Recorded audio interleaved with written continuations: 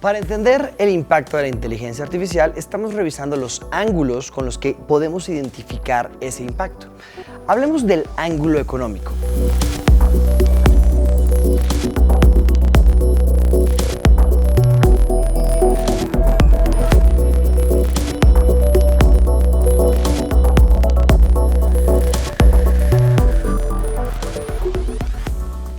El ángulo económico básicamente nos habla del cambio que vamos a percibir gracias a la inteligencia artificial en cómo valoramos las cosas. Y esto obviamente cuando hablo de valoramos, hablo de la percepción económica que tenemos. ¿Cuánto vale un servicio o un producto que tenemos?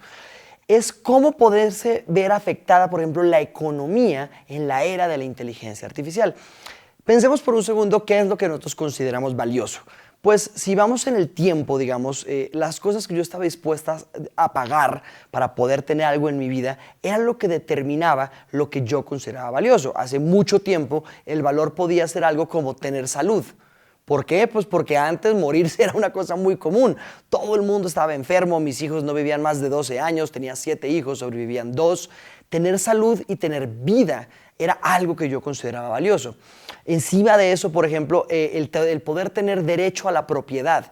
Hubo un momento donde las personas no tenían derecho a tener cosas y pelearon y cambiaron la forma de gobierno y la forma en la que nos agrupamos, cambiamos culturalmente para podernos dar el derecho de tener propiedad. Y en ese momento era lo más valioso que teníamos, una forma profunda de luchar porque las cosas fueran nuestras.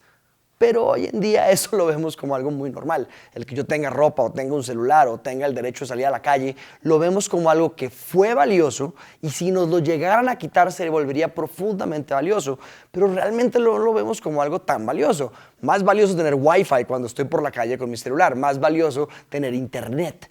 Fíjense que a medida que vamos avanzando sobre el tiempo, el concepto de valor va cambiando. Por ejemplo, la riqueza es algo que hoy en día no es lo mismo que lo que era riqueza en el pasado. En el pasado, por ejemplo, la riqueza eran los metales preciosos, el oro, los tesoros, las piedras, diamantes, rubíes. Ese concepto hacía que la riqueza fuera tangible. Y la riqueza tangible es pillable. Es decir, yo puedo ir a un castillo y saquearlo, tomarlo con 200 hombres y vaciarlo, manteando a todo el mundo y llevándome la riqueza. Y con esa riqueza yo podía vivir muchos años a punta de ser mongol. ¿Me entienden? Los mongoles sobreviven a punta de la riqueza física. Pero hoy en día, si China ataca a Silicon Valley, ¿qué se llevaría? ¿Cómo podemos explicar que ese concepto de riqueza hoy en día es distinto? La riqueza se vuelve intangible, intelectual, incluso algunas veces se vuelve totalmente inmutable. Si yo tengo Twitter y me lo llevo a otro lugar y me lo llevo con todos los usuarios, la misma interfase, el mismo servicio, pero ya no se llama Twitter, ¿sigue siendo una propiedad valiosa para las personas? La respuesta es no. La respuesta es que es el comportamiento del uso de una marca lo que hace que encontremos valor. Entonces tenemos que darnos cuenta que el valor es algo que ha cambiado a punta de lo que nos es útil en la vida.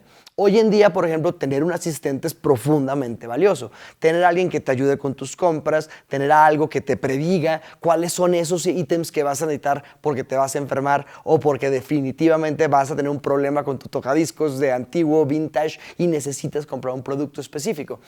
Ese tipo de valioso en la era en la que vivimos es exactamente el tipo de valioso que nos puede dar la inteligencia artificial.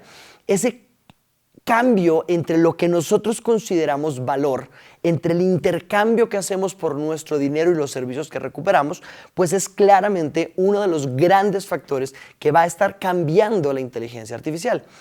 Para que me entiendan un poco este acercamiento que vamos a tener en cuanto al ángulo económico, requiere que nos demos cuenta que lo que incluso las empresas consideran valioso puede llegar a cambiar.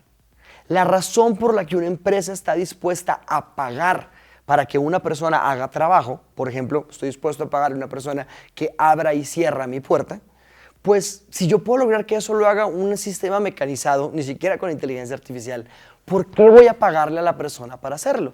Estoy dispuesto a pagar por el sistema mecanizado que funcione, pero ya no a la persona. Y ese tipo de situaciones llevadas a cosas muy mínimas es lo que nos va a llevar el cambio profundo económico que vamos a tener.